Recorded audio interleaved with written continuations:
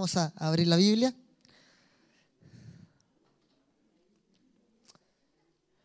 Y vamos a leer del verso 1 al verso 5.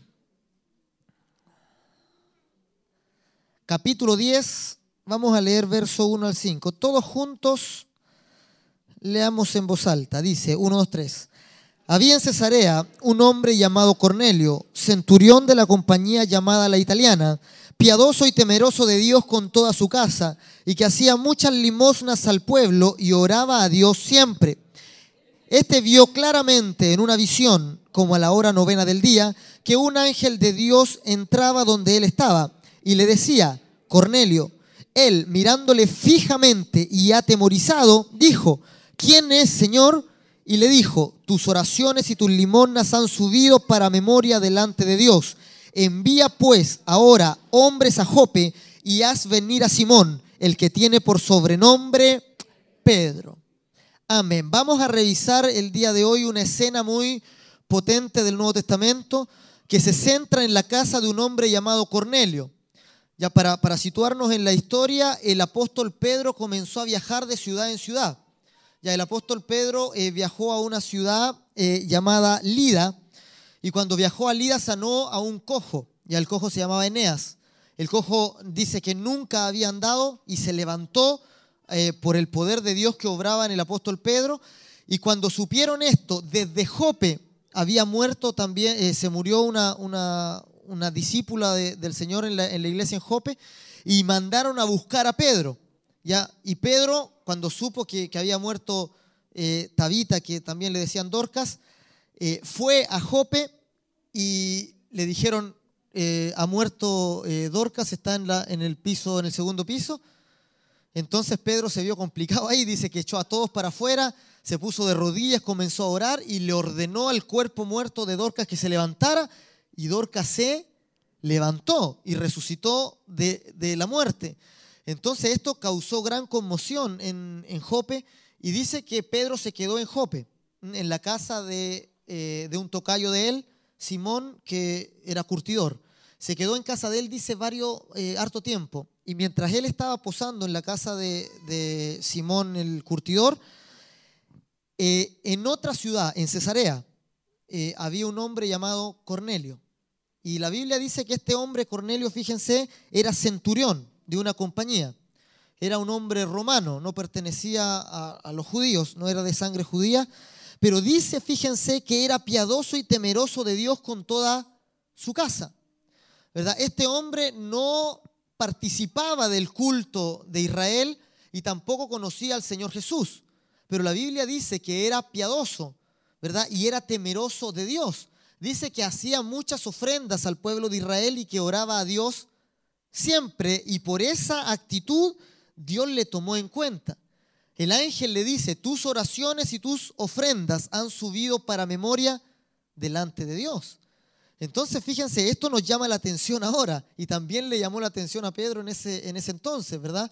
De repente nosotros pensamos que no existen este tipo de personas, y realmente existen, ¿verdad? Hay personas ahora que no vienen a la iglesia, no conocen al Señor, pero que son temerosas de Dios y están esperando que alguien vaya a hablarles de quién es Jesús, ¿verdad? Y cuando alguien les hable de Jesús, ellas se van a abrir porque son temerosas de Dios, ¿verdad? Quizá cuántas personas existen en nuestro mismo vecindario, ¿verdad? Vecinos nuestros en la población, en la ciudad, que son temerosas de Dios, e incluso dice, oran a Dios aún sin conocerlo, ¿verdad? Yo recuerdo también, antes de convertirme, también rezaba, hacía tipo de oraciones, ¿verdad? Que eran en la oscuridad, pero fíjense que Dios aún esas las toma en cuenta, ¿verdad? Fíjense que incluso este hombre, sin conocer al Señor Jesús, sin estar tampoco ser del pueblo de Israel, Dios le consideró sus oraciones y le consideró sus ofrendas.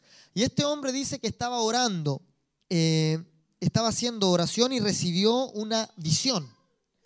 Ya, las visiones, Dios habla a través de visiones, Dios habla a través de sueños. En el Nuevo Testamento tenemos mucho testimonio de Dios hablando a través de visión y a través de sueños. Entonces recibió una visión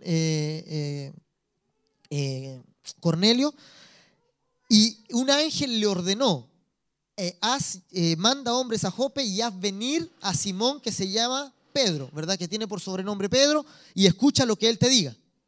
Entonces Cornelio se levantó asustado, agarró a sus siervos, a los demás confianza, y les dijo: vayan a Jope y traigan a un Simón que está en la casa de otro Simón que es curtidor. Eso es toda la información que había. Y partieron los hombres a Jope, y dice que cuando los hombres estaban por llegar a Jope, Pedro estaba orando. Ya, si ustedes leen todo el capítulo, Pedro subió a orar, el apóstol Pedro, a la parte de arriba, y era como el mediodía, y dice Pedro que tuvo hambre. Y dice, y mientras le preparaban algo de comer, Pedro estaba en una oración y tuvo un éxtasis, o sea, tuvo una visión de Dios. Y en la visión de Dios él veía una sábana que bajaba y que habían animales impuros, ¿verdad? Para Israel ustedes saben que habían animales puros y animales impuros. Por ejemplo, ¿qué animal era puro para Israel? ¿Qué animales eran puros? ¿Quiénes?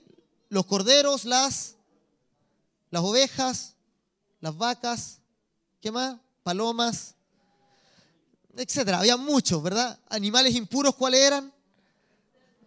El cerdo, al tiro viene. El chancho era impuro, ¿verdad?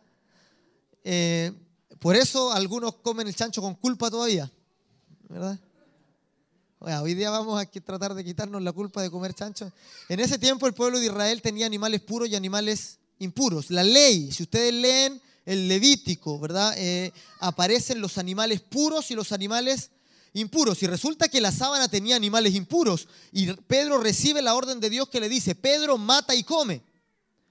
Entonces Pedro dice: qué raro que Dios me esté diciendo que había un chancho ahí, un lechoncito que estaba ahí. Le decía: Pedro, mata y come, ¿verdad? Pero Pedro nunca había comido chancho en su vida. Entonces Pedro le dijo: no, Señor, yo nunca he comido nada impuro, jamás. Soy santo, santo, santo, le dijo, ¿verdad? Nada impuro he comido yo en mi vida. Y recibió la voz por segunda vez y le dijo: Pedro, lo que yo he santificado, no lo llames tú inmundo. Entonces Pedro se quedó pensando y dice que la sábana fue levantada. Y la sábana bajó otra vez, 3 veces tuvo la misma visión. Y Pedro se quedó confundido diciendo: ¿qué significa esto que vi? Qué extraño. Y dice que Dios le habló y le dijo: vienen unos hombres de Cesarea, no dudes en ir con ellos. Inmediatamente después golpearon la puerta. Pedro bajó, recibió, eran los hombres de Cesarea que Dios le había dicho. Y Pedro acompaña a los hombres de Jope hasta Cesarea y llega a la casa de Cornelio. Ya hoy día nos vamos a centrar en lo que pasó en esa casa.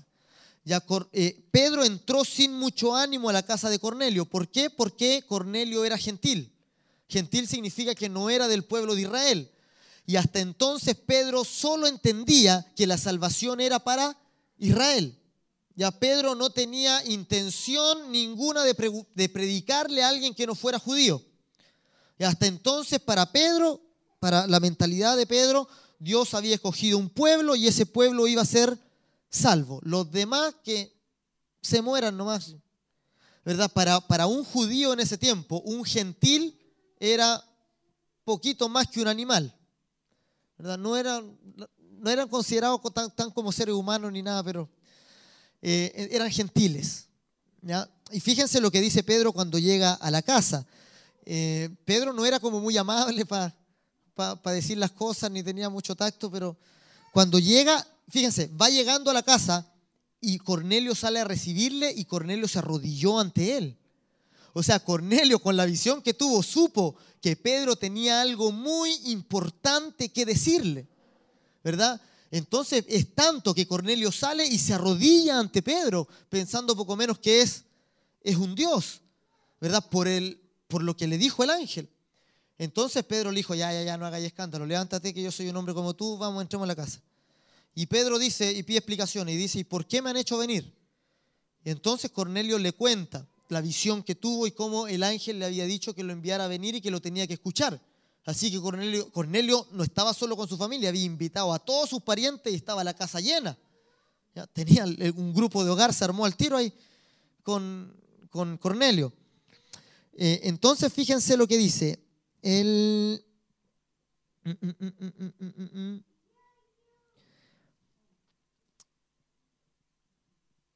el 30. No, el 30 no. El 34. 34 dice, no, antes. 34 es cuando ya le dicen lo que tiene que hacer. Pero quiero mostrarles lo que dijo Pedro cuando recién llegó. Más, ya, dice el 26, fíjense. El 25 dice, cuando Pedro entró, salió Cornelio a recibirlo y postrándose a sus pies, adoró. ¿Ya? Pedro adoró a Pedro. 26 dice, mas Pedro le levantó diciendo, levántate, pues yo mismo también soy hombre. Y habiendo entró con él y halló a muchos que se habían reunido y les dijo, fíjense lo que les dice Pedro. Ustedes saben, vosotros sabéis cuán abominable es para un varón judío juntarse o acercarse a un extranjero.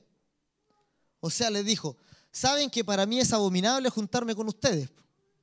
¿No? El líder que llegue así a una casa, no. Poco tacto, Pedro. Dice, vosotros sabéis cuán abominable es para un varón judío juntarse o acercarse a un extranjero, pero a mí me ha mostrado a Dios que a ningún hombre llame común o inmundo. O sea, recién Dios le había mostrado eso con el asunto de la visión de los animales, ¿verdad? Entonces Pedro entiende, cuando le cuenta a Cornelio en la visión, Pedro entiende algo, y que está en el verso 34 y 35 que vamos a leer. Dice, leamos todos juntos, 34 y 35. Dice, entonces Pedro, abriendo la boca, dijo, en verdad comprendo que Dios no hace acepción de personas, sino que en toda nación se agrada del que le teme y hace justicia. Pedro comprendió una cosa nueva aquí en la casa de Cornelio. Vamos a ver tres cosas que pasaron en la casa de Cornelio. Ya, primero, que Dios no tiene favoritismos. Ya vamos a ver lo que Pedro recibió como revelación. Después vamos a revisar el mensaje que Pedro entregó y luego vamos a revisar el resultado que esto trajo en las personas que habían ahí. Ya, esto es reflejo de lo que debe pasar en los hogares cuando tengamos nuestros cultos de hogar. Ya es el reflejo de lo que hay ahí. Dios habla en los cultos de hogar. Y el primero que recibió revelación fue Pedro. Pedro dijo, yo entiendo ahora que Dios no hace favoritismo, dice la NBI, que Dios no hace acepción de personas. O sea que Dios no toma a uno porque sea israelita y a otro porque sea de otra nación, no los trata diferente. O sea, ahora me estoy dando cuenta, dice Pedro, que Dios trata igual a todas las personas, que Dios considera igualmente valiosas a todas las personas. O sea, Pedro no entendía eso hasta ese momento. Pedro comprendió que ya no había judío ni gentil, ¿verdad? Es algo que después el apóstol Pablo sigue predicando y el apóstol Pablo dice, ya con Cristo no hay judío ni gentil, no hay hombre ni mujer, en el sentido de que no hay diferencias para Dios. Todos son espíritus delante de Dios, ¿verdad? Dice, no hay esclavo ni libre, sino que todos son espíritus para Cristo. Todos son valiosos para Cristo. Por eso ustedes nunca juzguen a alguien por nacionalidad, ¿verdad? Nunca juzguen a alguien porque nunca lo echen ni le dejen de predicar porque es de alguna nacionalidad que a ustedes no les gusta, ¿verdad? Para Dios todos son espíritus. Nunca dejen de predicarle a alguien porque vive en tal o cual población, ¿verdad? Ni porque tiene algún estatus social, ¿verdad? Los pobres discriminan a los ricos y los ricos discriminan a los pobres, ¿verdad? Los de una población discriminan a la otra y viceversa, ¿verdad? Unos discriminan a los extranjeros, etcétera. Todos nos gusta, a nosotros por naturaleza nos gusta hacer divisiones entre las personas, ¿verdad? Nos gusta sentirnos en algo exclusivo y que los demás como que valen menos. Entonces nos gusta hacer chistes de eso y los chilenos les gusta tirar muchos chistes con los extranjeros, especialmente con los países que están colindando con nosotros, ¿verdad? Y así países hacen chistes unos con otros y todo menospreciándose. Pero para Dios no existen fronteras. Para Dios todas las personas son espíritus y todas las personas son igualmente valiosas. Todas las personas son igualmente valiosas, no importando edad ni el lugar donde se encuentren. Fíjense por qué el pueblo de Israel tenía animales puros e impuros. ¿Qué creen ustedes? Porque uno se puede hacer la pregunta, ¿verdad? Si Dios ahora considera a todos los animales puros por igual, ¿por qué en ese tiempo Dios en la ley entregó: estos son los animales que puedes comer y estos animales jamás tienes que tocar? ¿Ya? ¿Por qué? ¿Por qué Dios instauró un sistema exclusivo que era de cierta dieta que tenía que tener el pueblo de Israel? Y a ciertas cosas a las que se podía acercar y ciertas cosas a las que no se podía acercar. Era todo un sistema de puro e impuro. Y fíjense, ¿por qué? ¿Por qué Dios hizo esto en la ley? Porque Dios desea un pueblo santo. Porque Dios desea un pueblo apartado de los demás pueblos. O sea, el Señor quiere que los que son de Él sean distintos a los demás. Entonces el Señor en la ley instauró un sistema de santidad, pero es un sistema de santidad físico. Es un sistema de santidad donde el pueblo de Israel no era igual a todos los pueblos. En ese tiempo Israel era muy distinto a los demás pueblos. ¿Por qué? Porque consideraba algunos animales inmundos y otros animales puros. Porque tenía un sistema de que los israelitas podían quedar impuros por muchas cosas. Por tocar un cadáver quedaban impuros por un periodo de tiempo. La mujer cuando estaba en su periodo era impura. Y si alguien la tocaba, quedaba impuro también. Y si la mujer estaba en una cama y alguien tocaba esa cama, era impuro también. O sea, había muchas formas de quedarse impuro. Y el que era impuro tenía ciertas restricciones no podía celebrar fiestas, no podía hartas cosas. Recuerden que hasta cuando el Señor Jesús murió y lo tenían crucificado, lo iban a crucificar ese día, dice el Evangelio de Juan que los discípulos no quisieron entrar donde Herodes porque se iban a quedar impuros y no iban a poder celebrar la fiesta en la Pascua en la tarde. Entonces los judíos siempre andaban con mucho cuidado de no contaminarse. Ya con cualquier cosa ellos tenían mucho cuidado por cualquier cosa podían quedar impuros. Nosotros podríamos tener el cadáver de algo, no sé, y tocarlo, quedaste impuro. Y podríamos haber molestado con eso si hubiéramos conocido a un israelita en ese tiempo. Si conocen a alguno, todavía pueden hacerle esas bromas. Qué cruel, ¿verdad? Quedaste impuro hasta la noche. Entonces los israelitas andaban con mucho cuidado porque ellos eran pueblo santo. Ya, los demás pueblos no les importaba si eran impuros o impuros, pero ellos sí. Entonces el pueblo de Israel era muy cuidadoso porque era un pueblo santo, apartado. Y ellos entendían la santidad como el guardar todas esas clases de leyes que Dios había puesto para su santidad, ¿verdad? Pero nosotros hoy día sabemos que el comer o el no comer no resulta en la verdadera santidad, ¿verdad? ¿O ustedes son menos santos cuando comen cerdo? O si no, habría que echar hartos por fuera hoy día, ¿verdad? Ahora nadie, y esto fue algo que a Israel le costó entender. El Señor Jesús les dijo directamente a sus discípulos, les dijo: entiendan que nada de lo que entra por la boca del hombre contamina al hombre. Y ellos decían: ay, pero si come chancho. Decía: ni con eso, ni aunque coman lo que coma, dijo Jesús. Porque lo que come va al estómago y va a la letrina, dijo Jesús, ¿verdad? Pero lo que sale del hombre, eso lo contamina. Y Pedro escuchó esta enseñanza, y aunque escuchó esta enseñanza, después cuando vio el lienzo y le dijo: Pedro, mate y come, no, nunca he comido animal inmundo. Duro Pedro, ¿verdad? ¿Cuántas veces nosotros escuchamos las enseñanzas y le damos con la misma cuestión?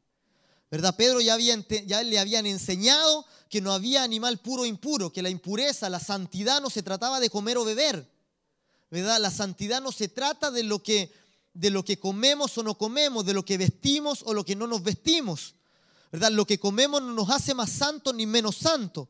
Pero en ese tiempo, antes de la venida del Señor Jesús, no existía la santidad del Espíritu. Solo había un sistema de santidad que regulaba la conducta de la carne para mostrar lo que había de ser la verdadera santidad. La verdadera santidad vino con el Señor Jesús. Y el Señor Jesús trajo lo que es la verdadera santidad. Y el Señor Jesús dijo: yo los voy a hacer santos realmente en su espíritu. Y cuando ustedes son santos en su espíritu, entonces ya no tienen que andar manifestando la santidad en lo que comen y en lo que no comen, ¿verdad? Cuando uno toma lo que es real, entonces la parábola puede dejarla. Por eso yo pregunto a ustedes, ¿se saben de memoria los animales puros o impuros o no? ¿Alguien se lo sabe de memoria aquí? Habían algunas leyes, los que rumian tienen pezuña partida, ¿verdad? Pero rara vez ustedes van a saberlo. ¿Por qué? Porque eso era la parábola, era la sombra. Entonces ya nosotros no le damos tanta importancia a eso, ¿verdad? Entendemos que la santidad no es por comer o beber. Entendemos que la santidad no es por vestir de una cierta forma, ¿verdad? No porque uno se vista de una u otra manera, no porque uno coma de una u otra cosa es más santo o menos santo. ¿Qué es la santidad del Espíritu? La santidad del Espíritu viene por creer en la sangre del Hijo de Dios. Y eso lo vamos a ver reflejado muy fuerte en el mensaje que Pedro le da en la casa a Cornelio. La santidad entonces, la santidad física que el pueblo de Israel manifestaba era la muestra, la parábola de la santidad espiritual que hoy día nosotros vivimos. ¿Ya? Ustedes son santos porque creen en el Hijo de Dios, porque su fe les ha concedido la santidad, porque la fe que ustedes manifestaron, que ustedes están manifestando en el nombre de Jesús, en que Él perdonó sus pecados, esa fe les da acceso a la santidad de Dios y les concede la santidad. ¿Verdad? Ustedes tienen acceso a esa santidad por su fe. Esos son los santos. Ahora Dios así separa a los hombres. Separa entre los que son santos por la fe y entre los que son inmundos por su incredulidad. ¿Verdad? Se trata del espíritu, no de la carne. Y vamos a ver qué mensaje da el apóstol Pedro. Y revisando yo el mensaje que Pedro da, que es muy importante porque en el libro de los Hechos, capítulo 10, aparece todo el mensaje. No aparece solo un extracto de la predicación, aparece palabra por palabra lo que Pedro dijo en la casa. Y Pedro habló de de 4 cosas, ¿verdad? Y que si tomamos estas 4 cosas los 4 puntos que Pedro tocó en la casa de Cornelio y lo comparamos con el primer sermón de Pedro que él da en Hechos capítulo 2, ¿se acuerdan ustedes cuando vino el Espíritu Santo y Pedro le predicó y se convirtieron 3.000 personas? Se corresponden los dos. O sea, Pedro toca los mismos puntos en su predicación. Parece como que ya tuviera algo estructurado para predicar. Y si lo comparamos con la predicación del apóstol Pablo después, toca exactamente los mismos 4 puntos. Y esto es algo muy importante porque ustedes de repente se preguntan, ¿y cómo predico? ¿Y de qué le hablo? Cuando le tengo que hablar a alguien del Señor Jesús, ¿qué le digo? ¿Verdad? Veamos en la Biblia qué es lo que eran lo que decían los autores del Nuevo Testamento, cómo predicaban los discípulos del Señor Jesús en ese tiempo, ¿verdad? Si Pedro en el primer sermón convirtió a 3.000 personas y ahora en este sermón, ¿verdad? Antes de terminar se derramó el Espíritu Santo, entonces yo quiero predicar como Pedro, ¿verdad? Entonces yo no quiero hablar otro mensaje que lo que hablaba el apóstol Pedro. Y si más encima eso se repite en los demás mensajes de los demás apóstoles del Nuevo Testamento, eso es lo que tenemos que centrarnos. Y fíjense, veamos el verso 38, Hechos 10, 38. Leamos todo este sermón, ya para que es como que ustedes lo están escuchando ahora. Y dice, fíjense, el 37 partamos, dice, vosotros sabéis que se divulgó por toda Judea, comenzando desde Galilea, después del bautismo que predicó Juan, cómo Dios ungió con Espíritu Santo y con poder a Jesús de Nazaret, y cómo éste anduvo haciendo bienes y sanando a todos los oprimidos por el diablo, porque Dios estaba con él. Y nosotros somos testigos de todas las cosas que Jesús hizo en la tierra de Judea, en Jerusalén, a quien mataron colgándole de un madero. A este levantó Dios al tercer día e hizo que se manifestase, no a todo el pueblo, sino a los testigos que Dios había ordenado de antemano, a nosotros que comimos y bebimos con él después que resucitó de los muertos. Y nos mandó que predicásemos al pueblo y testificásemos que él es el que Dios ha puesto por juez de vivos y muertos. De este dan testimonio todos los profetas, que todos los que en él creyeren recibirán perdón de pecados en su nombre. Y Pedro a lo mejor iba a seguir predicando, pero el Espíritu Santo lo interrumpió en ese punto. Y dice que cuando Pedro habló del perdón de pecados en su nombre, inmediatamente cayó el Espíritu Santo sobre todos los que escucharon. Y empezaron a hablar en nuevas lenguas y empezaron a profetizar, ¿verdad? Y Pedro dijo, recórcholis, dijo. Esto es lo mismo que nos pasó a nosotros en el aposento alto. Dijo, es lo mismo que nos pasó a nosotros 8 capítulos atrás, ¿verdad? En Hechos capítulo 2, ¿verdad? Esto es lo mismo que nos pasó a nosotros. Recibieron el Espíritu Santo igual que nosotros. Entonces, fíjense la estructura del sermón de Pedro. Primero, ¿qué habla? Primero habló de la vida de Jesús. Habló de cómo Jesús fue ungido con el Espíritu Santo y anduvo haciendo bienes y sanando a todos los oprimidos por el diablo. Luego, el segundo punto, ¿qué predicó? Que Jesús murió y que lo colgaron de un madero, ¿verdad? La muerte de Jesús. Tercero, ¿cuál es el tercer punto? La resurrección, ¿verdad?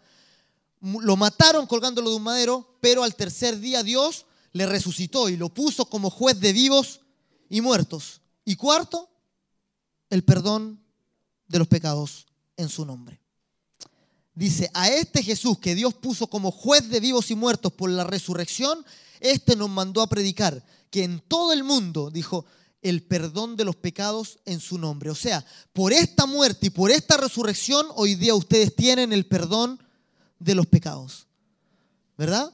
Esos son los 4 puntos. Repitamos los 4 puntos. A ver, la vida de Jesús, la muerte de Jesús, la resurrección de Jesús y el perdón de los pecados. Esos son los 4 puntos. No hay por dónde enredarse tanto, ¿verdad? Jesús vino, esta fue su vida. Dios lo respaldó por las señales, anduvo haciendo milagros y bienes por todos lados donde anduvo.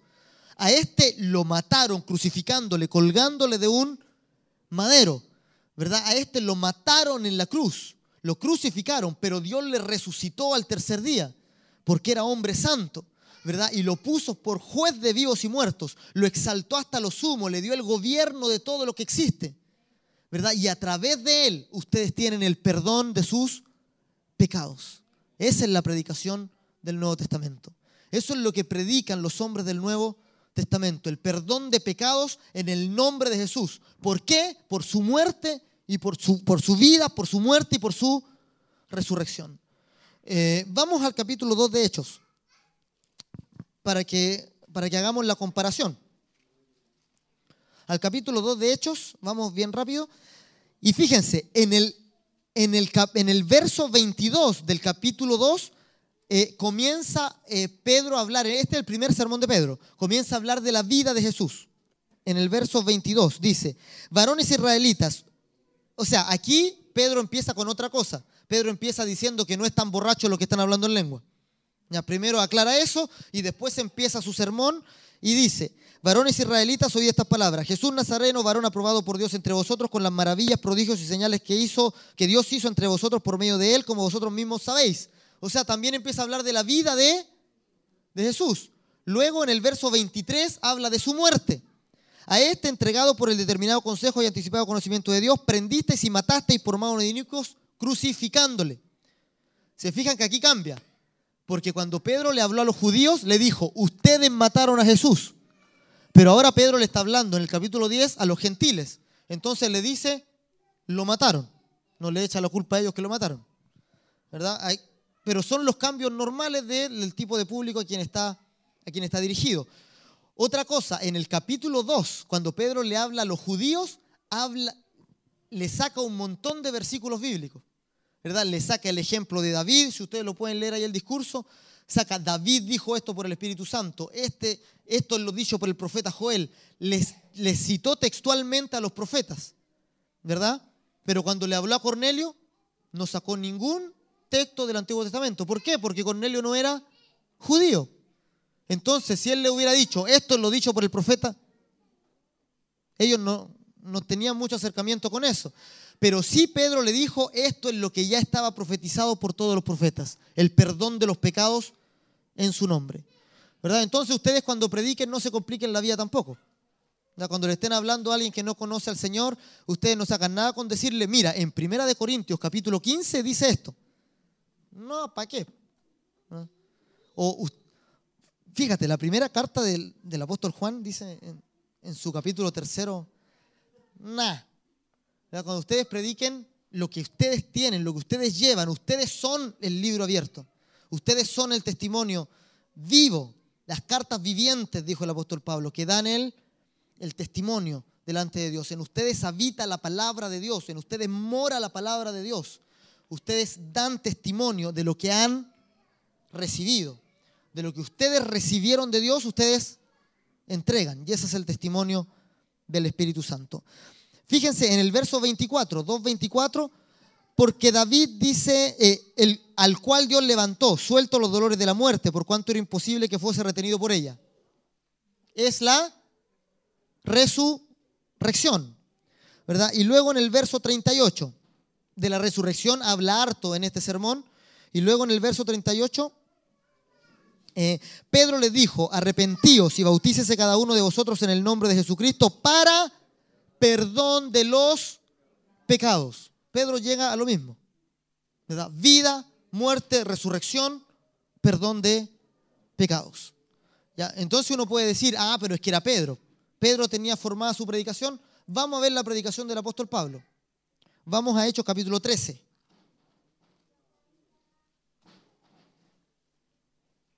Vamos a Hechos capítulo 13 y vamos a revisar cómo predicaba Pablo.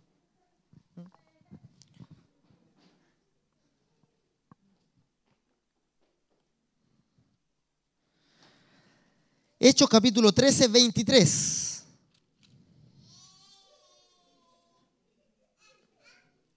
Aquí Pablo está en una sinagoga. En este capítulo se nos muestra la predicación completa también de Pablo. Es también una de las predicaciones largas que aparece en el libro de los Hechos. Y Pablo aquí no parte inmediatamente de la vida de Jesús, parte de la historia del pueblo de Israel. Pero habla desde Abraham en adelante, toda la historia del pueblo de Israel hasta llegar a Jesús, para darles a entender a los de la sinagoga que toda la historia de Israel tiene un solo propósito, que es traer a Jesús. Toda la historia, Abraham, de verdad, todos sus descendientes, Isaac, Jacob, Judá, David, todos los personajes del antiguo pacto están por causa del Señor Jesús, para que venga el Señor Jesús. Y en el verso 23, Pablo dice, Hechos 13, de la descendencia de este y conforme a la promesa, Dios levantó a Jesús por Salvador a Israel, ¿verdad? Y si ustedes siguen leyendo, sigue hablando de la vida de Jesús y cómo la vida de Jesús también fue profetizada por Juan el Bautista. Habla de la vida de Jesús. Segundo, versos 28 y 29. Dice, y sin hallar en él causa digna de muerte, pidieron a Pilato que le matase, y habiendo cumplido todas las cosas que de él estaban escritas, quitándolo del madero, lo pusieron en el sepulcro. Habló de la muerte de Jesús. Después el verso 30. El verso 30 dice, mas Dios le levantó de los muertos. Habló de su resurrección. Vean ustedes, el verso 30 al 37 habla de la resurrección de Jesús, ¿verdad? Y luego en el verso 38 y 39, ¿qué es lo que dice Pablo? Sabed pues esto, varones hermanos, que por medio de él se os anuncia perdón de pecados, y que de todo aquello que por la ley de Moisés no pudisteis ser justificados, en él es justificado todo aquel que cree. Esa es la predicación del Nuevo Testamento, ¿verdad? En todas las cosas que ustedes no pudieron ser justificados, o sea, en todo lo que ustedes eran culpables, Dios los ha justificado por medio de la fe en su sangre, por medio de la fe en su Hijo. En él es justificado todo aquel que cree. En él es justificado todo aquel que cree. Repítelo conmigo. En él es justificado todo aquel que cree. Esa es la buena noticia, ¿verdad? El evangelio, amados, es buena noticia. Por eso el evangelio se debe dar, dice la Biblia, como una buena noticia. ¿Cómo va usted a dar una buena noticia? ¿Va alegre o no? Y cuando va a dar una mala noticia, ¿cómo va? Si en su trabajo, imagínense que en su trabajo se muere una persona por un accidente laboral. Ojalá que no sea así, pero imaginémoslo. Y a ustedes le dicen, oye, ¿puedo ir a avisarle a la familia que anda? ¿Con qué caravan? Cuando golpean la puerta, ojalá que no haya nadie. ¿cierto? Ojalá que no me abra nadie, ¿verdad? Ojalá que... Y cuando siente la puerta que se abre, no. Que le tengo, no sé cómo decirle esto. Que cuesta, ¿verdad? Es difícil dar una mala noticia. Pero si a ustedes los mandan a decir una buena noticia, ¿verdad? Si, no sé, alguien se da cuenta, oye, el vecino se ganó el premio aquí anda a decirle que se ganó el premio, que venga a buscarlo. Uy, ¿cómo van ustedes? Contentos, pues, ¿no es cierto? Y golpean, ábrame luego para decirle, ¿verdad? Y cuando le abre, se ganó el premio, vecino. ¿Verdad? El problema con nosotros es que damos el mensaje del evangelio como si fuera una mala noticia. Y cuando vamos a predicar casa por casa, golpeamos diciendo, ojalá que no me abra nadie. ¿Verdad? ¿Cómo? Como dando una mala noticia, ¿verdad? Vamos dando una mala noticia. Si vamos a predicar así, mejor callado. ¿Por qué? Porque el evangelio es digno de celebrarse. El evangelio es digno de aplaudirse. El evangelio es digno de que nos abracemos los que hemos entendido el evangelio. ¿Por qué? Porque el evangelio es perdón de los pecados. Es decirle, tú tenías una deuda muy grande con Dios, nunca la vas a poder pagar, pero Dios, por el sacrificio de su Hijo, pagó toda tu deuda. El sacrificio del Señor Jesús te hizo merecedor de la justicia. Esa es la buena noticia del evangelio. Es la buena noticia del reino de los cielos acercándose a la gente, ¿verdad? Vayan y prediquen, arrepiéntanse y conviértanse. ¿Por qué?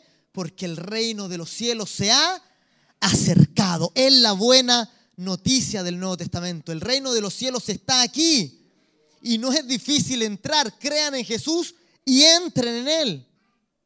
Esa es la buena noticia del reino de los cielos. Es la buena noticia del evangelio, ¿verdad? Entonces nosotros no demos una buena noticia como si fuera mala, ¿ya? No demos una buena noticia como sufriendo por dentro. Demos la buena noticia con el gozo que esa buena noticia merece, ¿verdad? Es el gozo de la salvación. ¿Cuál es la buena noticia? Que el Señor Jesús, mira, fíjense cómo va progresivamente aumentando la predicación. Los puntos que vimos, ¿cuáles eran los puntos? Vida de Jesús, muerte de Jesús, resurrección de Jesús y perdón de pecados. No tienen que estar automático en la mente. Fíjense cómo va progresando. Hablamos de la vida de Jesús y la persona dice, ¡ay, qué buena la vida de Jesús! ¿Verdad? Impresionante lo que Jesús hizo, ¿verdad? Ahora ustedes ese punto lo pasan fácil porque hay hasta películas que han mostrado su vida, ¿verdad? Su muerte. Entonces dice, ¡ay, cómo murió Jesús! Realmente fue su resurrección. Ahí algunos se les van a... No, ya, eso no. Dios lo resucitó de los muertos. Él no se quedó en la tumba. Resucitó al tercer día. Y no solo resucitó, Dios lo exaltó por sobre todos los cielos para hacerlo juez de vivos y muertos, ¿verdad? Para hacerlo Señor de todo lo creado. Por eso decíamos hoy día, Él es el centro. La Biblia dice, por Él, para Él y por medio de Él fueron creadas todas las cosas. Él es el centro, no hay nada más importante que Él. Cuando conocemos a Jesús encontramos la razón de toda nuestra vida, el por qué nacimos, el por qué vamos a morir, el por qué vivimos aquí. La razón de todas las cosas que existen se encuentra en Jesús, ¿verdad? Su resurrección. Entonces hasta ahí la gente queda admirada con Jesús. Pero no es solo eso. Y el cuarto punto viene a dar el tiro de gracia. O sea, eso. ¿Por qué Jesús tuvo que morir de esa forma? ¿Por qué lo mataron como un pecador si Él no era pecador? ¿Por qué lo mataron como un injusto si Él era justo? ¿Por qué lo asesinaron de esa forma como el peor de los pecadores, siendo que Él era el más santo?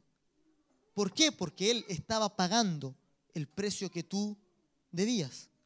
Él estaba cargando en su cuerpo todo el peso de tu propio pecado. Él estaba cargando y llevando sobre su espalda toda tu maldad y Él la canceló en la cruz. Entonces, por esa obra, tú hoy día tienes perdón de pecados gratuitamente. Esa es la obra del evangelio. ¿Se fijan? Es buena noticia, ¿o no? Es espectacular noticia. No hay una noticia mejor que esta. No hay una noticia mayor que esta. Ni siquiera ganarse el loto es mayor que esto, ¿verdad? Porque yo me gano el loto y me va a durar hasta que me muera nomás. Pero esta buena noticia es ganarse el reino de los cielos por toda la eternidad, ¿verdad? Es ganarse la diestra de Dios, es ganarse como herencia el reino eterno de Dios por la fe. No hay una noticia que sobrepase a eso. Jamás va a haber una noticia mejor que esa, ¿verdad? No hay una noticia que sea más digna de contar que esa. Por eso, amado, usted profundice en esa noticia, conozca esta noticia, ya, para darla a conocer como esta noticia se merece, ¿ya? El problema es que los cristianos se saben esto, pero no lo logran comprender en su espíritu. No caen en el espíritu para que produzca el gozo que esta noticia tiene que producir, la alegría, la liberación que esta noticia trae, ¿verdad? La noticia del evangelio libera, amados. Ya es muy liberadora. Y a Cornelio le liberó. Fíjense, Cornelio era un hombre bueno, ¿verdad? Entonces, antes de pasar al otro punto, esa es la noticia del evangelio, ¿verdad? Es el testimonio de Jesús. Usted dé el testimonio de Jesús. ¿Ya? Algunos nos critican acá en esta iglesia principalmente porque no somos de hacer hermanos que pasen adelante y den su testimonio, ¿verdad? Generalmente en la iglesia se da un buen tiempo para testimonio y cosas así, ¿verdad? Pero nosotros no somos muy dados a eso, ¿verdad? ¿Por qué? Porque el testimonio del hombre es una parábola de la gracia de Dios, ¿verdad? No es directamente la gracia de Dios. Yo también cuando predico trato de no ser autorreferente, de no contar muchas cosas que a mí me hayan pasado. ¿Por qué? Porque lo que a mí me ha pasado es lo que a mí me ha pasado. Pero el testimonio de Jesús es la vida eterna. El testimonio de Jesús es la vida para sus espíritus, ¿verdad? Y el testimonio tiene que darse entre nosotros, ¿verdad? Tenemos que contarlos entre nosotros. Acá tenemos gloriosos testimonios en la comunidad, ¿verdad? Si usted empieza a indagar, a preguntarle, hermanos, tenemos hermanos que se han sanado por la gracia de Dios, por el poder de Dios, ¿verdad? Ustedes pregunten y cuando tengan un testimonio, cuéntenselo a sus hermanos, ¿verdad? Y es mi oración que abunden más y más los testimonios de cómo Dios es bueno y cómo Dios es capaz de sanar y de restaurar, ¿verdad? Pregúntele, Pastor José no está aquí ahora, pero pregúntenle a él cuando la enfermedad lo atacó, ¿verdad? Cómo el Señor le reveló lo que tenía que hacer, para cómo Dios intervino para que él fuera sanado, ¿verdad? Pregunten y verán que hay mucho testimonio, ¿verdad? Hay mucho testimonio de personas que han orado y al día siguiente se han puesto en la oración y al día siguiente han tenido respuesta de Dios sobrenaturalmente, ¿verdad? Porque la fe mueve, ¿verdad? La fe es capaz de mover, ¿verdad? Lo imposible. Lo imposible se alinea para nosotros, ¿verdad? Pero el testimonio de Jesús no es comparable con ningún testimonio de hombre. Entonces usted puede dar su testimonio cuando esté evangelizando, pero el testimonio mayor es el testimonio de Jesús. Este es Jesús. Así vivió Jesús, así murió, así resucitó y así te perdona el pecado. Ese es el testimonio de Él. Míralo a Él, puesto los ojos en Jesús, el autor y el consumador de la fe. Eso es el testimonio de Jesús. Así las personas entran a la vida eterna, ¿verdad? Fíjense, Cornelio era un hombre bueno, ¿o no? Cornelio dice que era un hombre bueno, que hacía muchas ofrendas y que tenía buen testimonio, daba buena cantidad de ofrenda y que hacía justicia. O sea, era un hombre bueno con toda su casa, dice. Era un hombre bueno, pero aún así, cuando Cornelio escuchó que Dios le perdonaba su pecado, Cornelio, ¿no es cierto?, fue impactado por la noticia. ¿Y por qué? Porque incluso alguien que es bueno, sin conocer a Jesús, estamos hablando de los que no conocen a Cristo, aun cuando sea bueno moralmente, nunca tiene seguridad si está bien con Dios o no. Y muchas veces hay mucha gente que le gusta dar ofrenda, que le gusta darle a los pobres, que le gusta porque tienen temor de Dios, pero no están seguros si en realidad están bien con Él o no, ¿verdad? Si uno le pregunta a cualquier persona de afuera, ¿tú vas a ir al cielo si mueres? Y él va a decir, ¿quién sabe? ¿Verdad? ¿Quién puede saber eso? ¿Verdad? Porque yo trato de ser bueno lo más que puedo, me esfuerzo lo más que puedo, pero nunca voy a estar seguro, ¿verdad? O sea, es una vida terrible no tener seguridad de nuestra eternidad, ¿ya?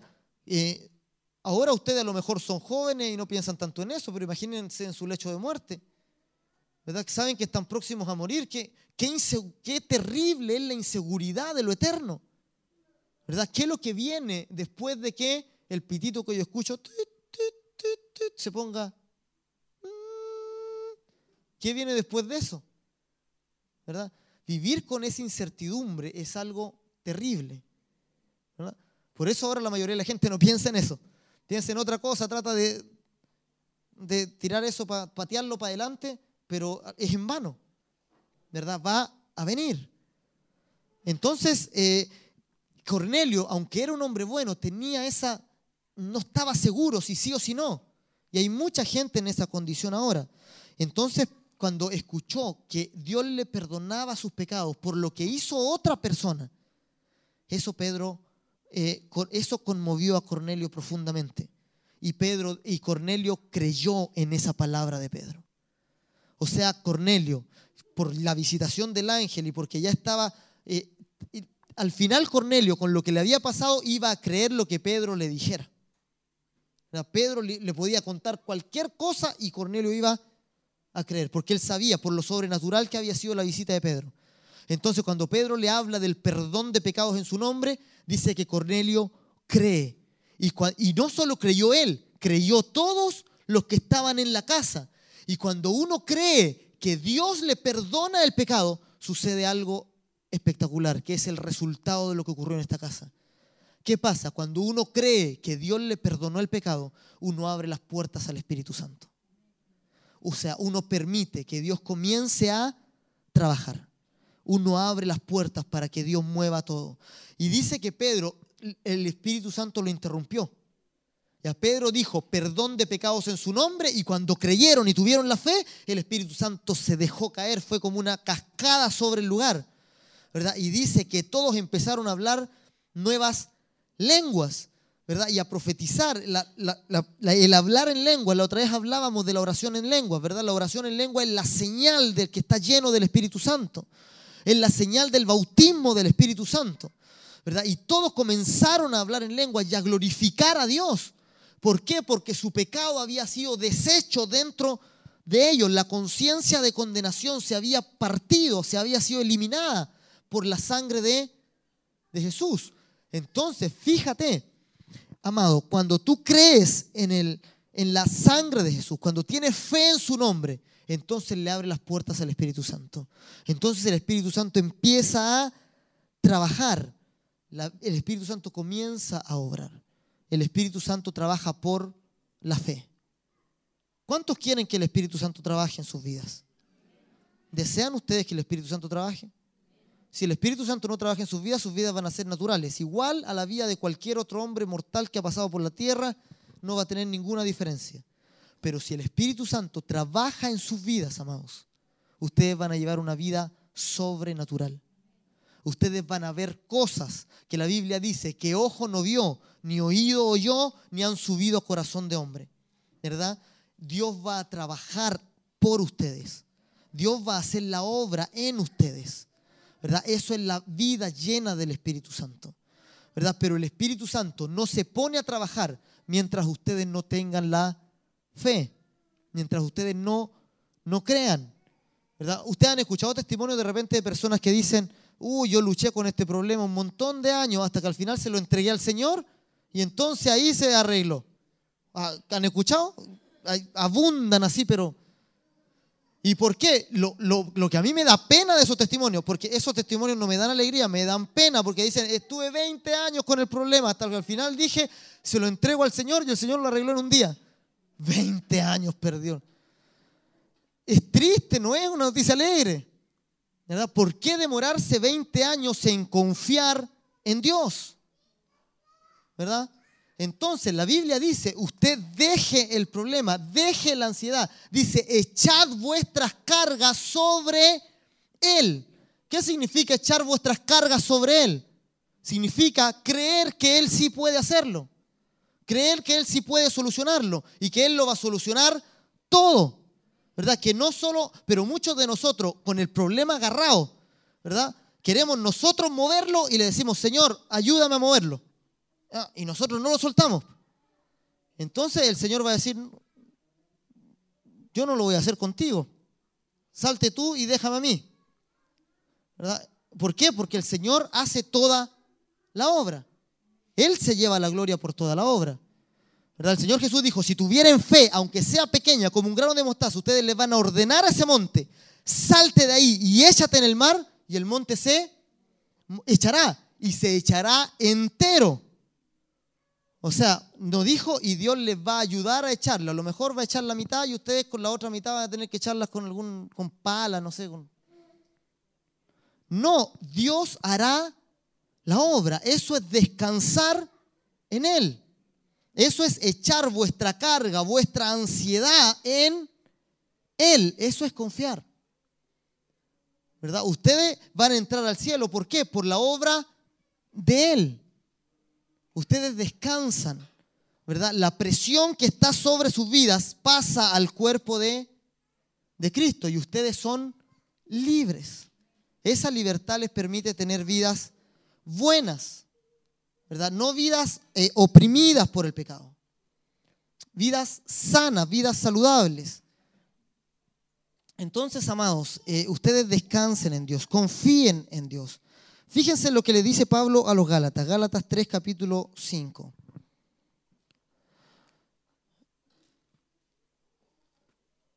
Y los Gálatas tenían un problema más o menos grande, que era que los Gálatas estaban volviendo a confiar en las parábolas y no en la verdad. Los Gálatas de nuevo habían empezado a poner reglas de qué comer y de qué no comer. De nuevo habían empezado a fijarse en cómo se vestían y cómo no se vestían. Trataron de volver a la santidad por las parábolas. ¿Ya? Los Gálatas tenían ese problema y Pablo fue muy duro con los Gálatas. Les dijo, Gálatas insensatos. ¿Quién les fascinó para que no vean la verdad? ¿Verdad? El que confía en las obras de la carne ha caído de la gracia. Esas son las palabras de Pablo a los Gálatas. Ni con los corintios fue tan duro, y eso que los corintios era una iglesia bien terrible, la iglesia en Corinto. ¿Verdad? Era una iglesia terrible. Los hermanos se acusaban unos con otros, se llevaban a tribunales. Cuando comían la cena del Señor ahí se emborrachaban, no le daban a los que eran más pobres. Era una cosa rara. Pero con los Gálatas, que a lo mejor eran más ordenaditos, a lo mejor eran más lindos, ellos como estaban volviendo a la ley. Y Pablo le dice, Gálatas insensatos.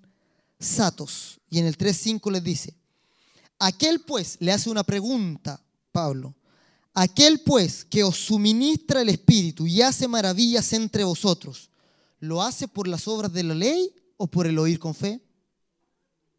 ¿Cómo el Espíritu Santo va a obrar en ustedes? Por el oír con fe. ¿Qué es lo que Dios demanda de ustedes ahora? ¿Qué está demandando de ustedes en este mismo instante? Escuchen con fe, oigan con fe. Oír con fe. Si uno solo oye con fe y confía en lo que Dios dijo que sí iba a hacer, entonces las cosas empiezan a suceder sobrenaturalmente, porque el Espíritu Santo tiene permiso para trabajar. El Espíritu Santo tiene permiso para obrar.